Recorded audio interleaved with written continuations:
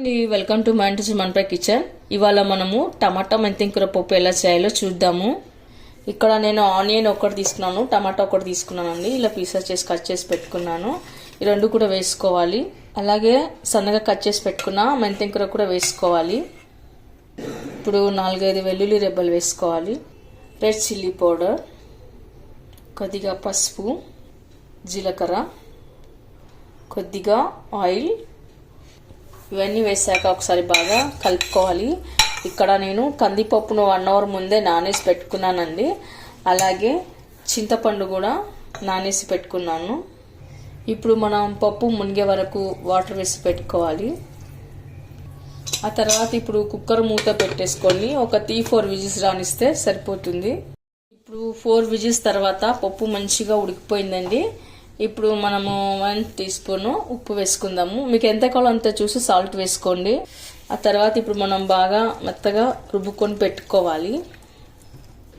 మరీ మెత్తగా స్మూత్గా కాకుండా ఈ మాత్రం రుద్దుకొని పెట్టుకోవాలి. ఇలా కొద్దిగా చిక్కగా ఉండాలన్నమాట. ఈ మాత్రం రుద్దుకొని పెట్టుకోవాలి. ఇప్పుడు మనం నానేసి పెట్టుకున్న చింతపండుని ఇలా రసం తీసి కొద్దిగా పప్పులోకి వేసుకోవాలి. ఇప్పుడు మనం చింతపండు గుజ్జును ఇలా కొద్దిగా పులుపు తగినంతగా చూసి వేసుకోవాలి. ఇలా వేసి అంతా కలుపుకొని పెట్టుకోవాలి. ఇప్పుడు చింతపండు రసం వేసాం కాబట్టి కొద్దిగా వాటర్ వేసుకొని ఇప్పుడు మనం పప్పుని ఉడికించుకోవాలి.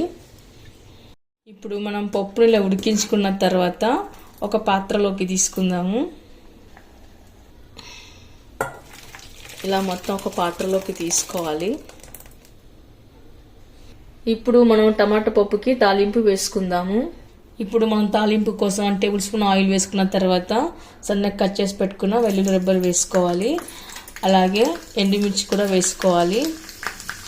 ఇప్పుడు ఆవాలు, జీలకర్ర, మినపగుళ్ళు కూడా వేసుకోవాలి. కొద్దిగా కరివేపాకు కూడా వేసుకోవాలి. తాలింపులో వెల్లుల్లి బాగా మంచి కలర్ రావాలండి. మెరూన్ కలర్ వస్తే అప్పుడు పప్పు చాలా టేస్ట్గా ఉంటుంది. మంచి స్మెల్ కూడా వస్తుంది పప్పుకి. తాలింపులో మంచి కలర్ వచ్చిన తర్వాత మనం పప్పులోకి వేసేసుకోవాలి. తాలింపు వేసుకోగానే మనం 1 టీ స్పూన్ నెయ్యి కూడా వేసుకోవాలి. అప్పుడు పప్పుకు చాలా మంచి రుచి టేస్ట్ వస్తుంది. నెయ్యి వేసినప్పుడే కాసేపు మనం పక్కన పెట్టుకోవాలి. ఓకేనండి, చూసారుగా ఈ పప్పు రైస్లోకి చాలా బాగుంటుంది, రొట్టెలో కూడా చాలా బాగుంటుంది. వంట రాని వాళ్ళు కూడా చాలా సింపుల్గా ఈజీగా చేసేయచ్చు. వేడి వేడి అన్నంలోకి ఆవకాయ వేసుకొని తిన్నారంటే చాలా టేస్ట్గా చాలా సూపర్గా ఉంటుంది. మీరు కూడా ఒకసారి ట్రై చేయండి. మీకు ఎలా కుదిరిందో కామెంట్స్లో పెట్టండి. లైక్ చేయండి, షేర్ చేయండి. తప్పకుండా మన ఛానల్ని సబ్స్క్రైబ్ చేయండి. Thank you for watching.